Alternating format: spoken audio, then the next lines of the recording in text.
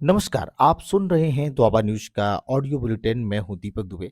आइए फटाफट नजरें डालते हैं बस्ती जिले की प्रमुख खबरों पर। मृतक के नाम बनाया केसीसी और निकाल लिए 5,45,000 रुपए।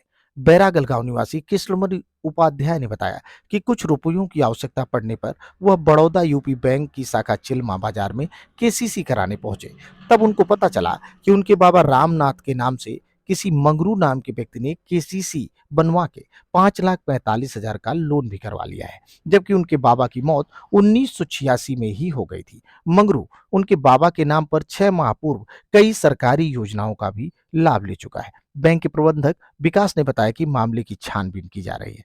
छात्रवृत्ति के ऑनलाइन आवेदन में आ रही कमियों को दुरुस्त करने के लिए बोले दीनदयाल तिवारी। मेधा पार्टी के प्रवक्ता दीनदयाल तिवारी के नेतृत्व में बुधवार को डीएम प्रियंका निरंजन के माध्यम से प्रधानमंत्री, मुख्यमंत्री, समाज कल्याण मंत्री, पिछड़ा वर्ग कल्याण मंत्री, अल्पसंख्यक कल्याण मंत्री को ज्ञापन भेजा गया। दीनदयाल तिवारी ने बताया कि जिन छात्रों को छात्रवृत्ति नहीं आई है, उनको जल्द ही छात्रवृत्ति का लाभ दिया जाए और छात्रवृत्ति आवेदन करते समय जो दिक्कतें आ रही हैं, उसका भी निवारण शीघ्र किया जाए। कनेक्शन कटने के 13 साल बाद आया बिजली विभाग का 92,000 रुपए का बिल। नगर पंचायत हर्रैया के अंबेडकर नगर वार्ड के रहने वाले मनोज कुमार पांडे ने एसडीओ हर्रैया अनंत कुमार को शिकायती पत्र देकर बताया कि सन 2009 में हाईवे निर्माण में उनका घर गिर गया था, जिससे बिजली का कनेक्शन भी उसी समय कटवा दिया गया था। लेकिन 13 साल बाद बिजली विभाग ने उनके नाम 92,826 रुपए का बिल जमा करने की नोटिस भेजी है। एडीओ अनंत कुमार ने कहा कि शिकायती पत्र मिला है, मामले की जांच की जा रही है। छात्रा को अगवा कर रेप करने का आरोपी गिरफ्तार। सोनहा थाना क्षेत्र के सेखोई गांव के चंद्रशेखर यादव के खिलाफ 17 जनवरी को रेप और अन्य धाराओं में मुकदमा दर्ज किया गया था। वह फरार चल रहा था, जिसे पुलिस ने गिरफ्तार कर लिया। इसी थाना क्षेत्र के एक गांव की 17 वर्षीय छात्रा स्कूल से परीक्षा देने जा रही थी। आरोप है चंद्रशेखर ने उसे अपने साथ किया और ले जाकर उसके साथ दुष्कर्म किया और रात में उसके घर के पास छोड़कर चला गया। बेहोशी की हालत में लड़की को परिजनों ने प्राप्त किया और इस मामले की जानकारी थाने पर दी।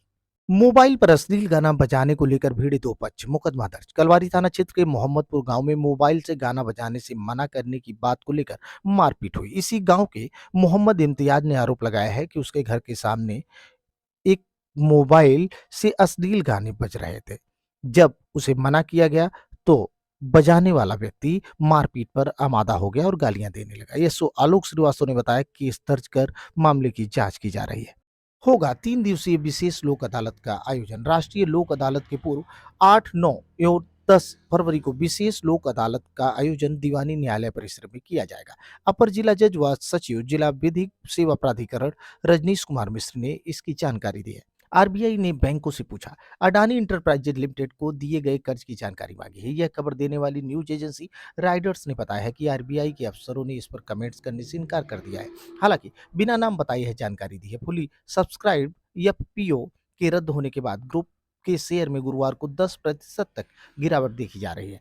एफपीओ रद्द होने के बाद शेयर 10% तक गिरे। संसद में हंगामे के बाद कार्यवाही स्थगित।